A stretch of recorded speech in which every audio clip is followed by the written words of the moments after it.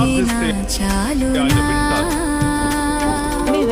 గర్భఫలమైన నా జ్యేష్ఠ పుత్రుని నీకిచ్చిన చాలునా. గర్భఫలమైన నా జ్యేష్ఠ పుత్రుని నీకిచ్చిన చాలునా. ఏడాది దూడలనా, వేలాది పొట్టేళ్ళనా, ఏడాది దూడలనా, ఆదివారం అయిపోయిందా, సాయంకాలం అయిపోయిందా, సోమవారం వచ్చిందా,